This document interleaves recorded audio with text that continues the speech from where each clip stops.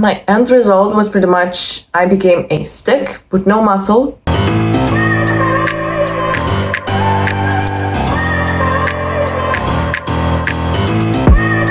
Hey guys, so welcome back to my YouTube channel, or welcome if you are new. And today's topic is pretty much how I started my bodybuilding career. Also, in the end of the video, I will be answering your questions from the last video, so feel free to leave all the comments, all the questions below. All the questions in the comments below.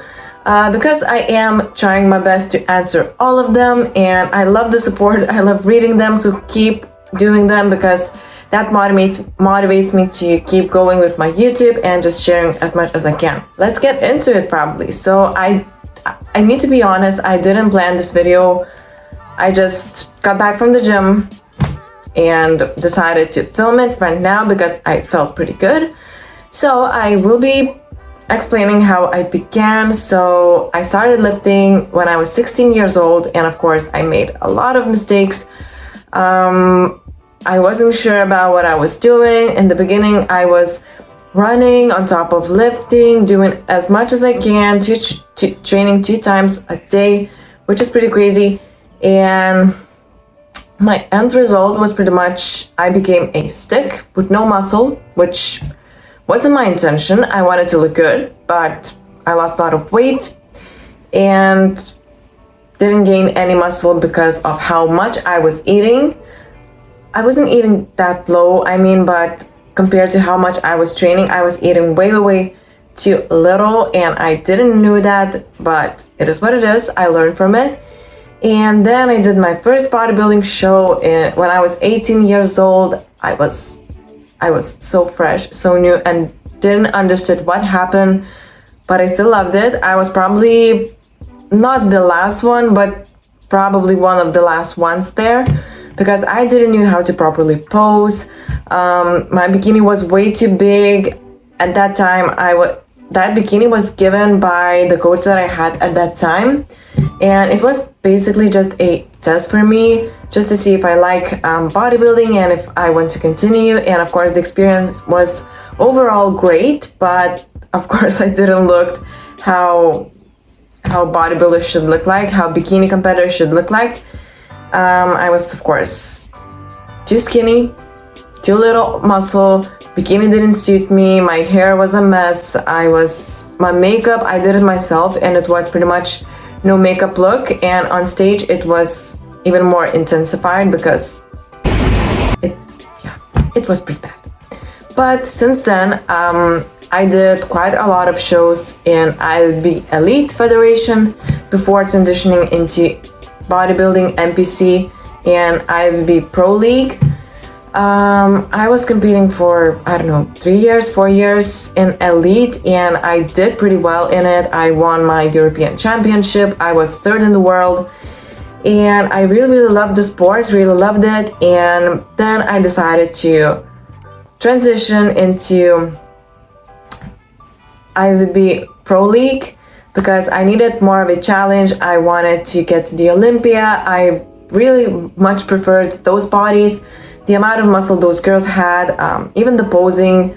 I'm such a fan of IFBB Pro League. Elite was a little bit too girly, too flowy for me.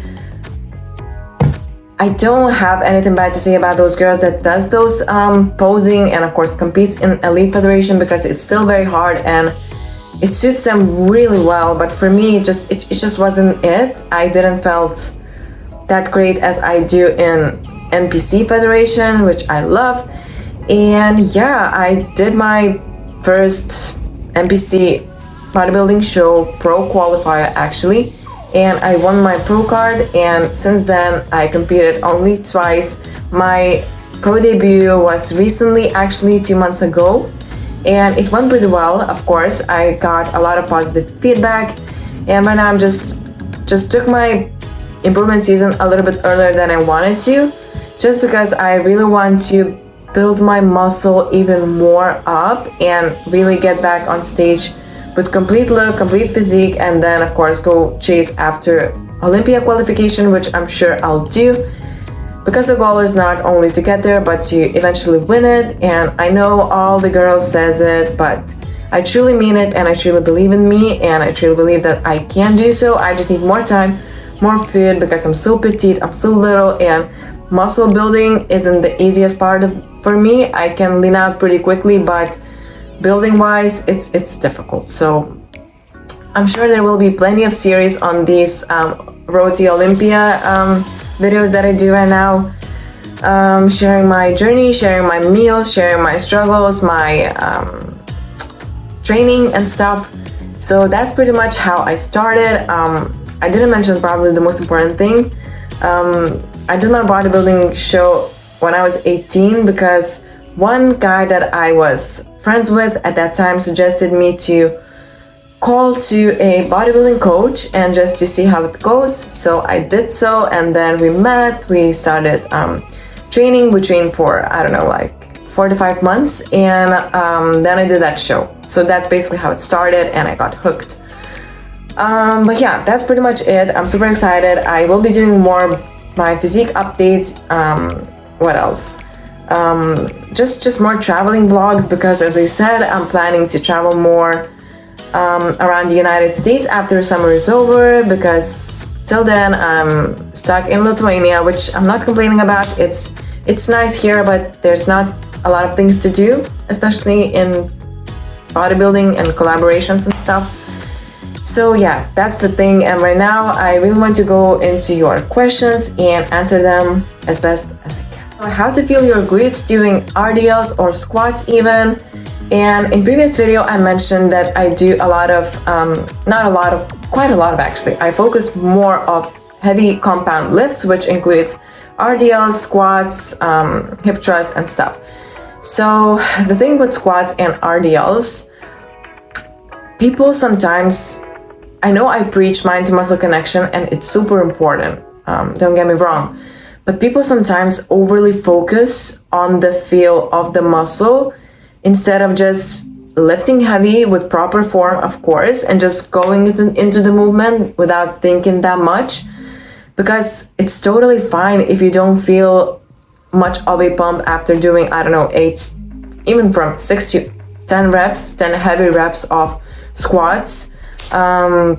That's totally fine. You will feel some of your glutes, of course, you should be feeling them, but if you feel more in your quads, don't worry too much, because you still need to do those exercises, and as long as your form is correct, you will make those gains. It will help your oh my gosh, I can't even speak, your muscle development, your glute development, overall leg development. So the same with RDLs.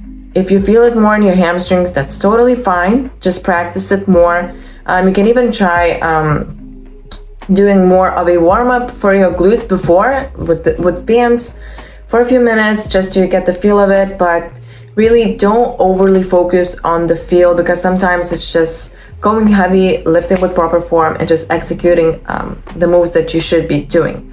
And it will make you grow definitely and progress, as long as I said you are training in the right form. And that's very sweet of you. I'm trying my best with my videos, but to say that I'm not selling any programs, I actually have my own app and I need to make a living somehow. So I'm also an online coach. So I coach girls online, and even now I am accepting new clients. So feel free to message me either on Instagram, or I don't know, probably on Instagram it's best. But I'm trying my best to help you for free as well. And how much exercises do I do per one workout? So I said I'm trying to reduce my volume right now. So for legs, I usually do from 5 to max 8 exercises, but that's 8, it's quite a lot. So 6 to 7 probably the most. For upper body, maybe up to 10 exercises, but that's also a lot. So usually from 6 to 8 to 9, something like that. And I usually do 4 sets for every exercise, sometimes 3 if that's really heavy, and sometimes if I feel really amazing that day, I do 5 sets or even 6 sets of, for example, hip thrust. So it depends, it varies, but just don't do too much volume in your training, especially if you want to gain strength, you want to gain muscle.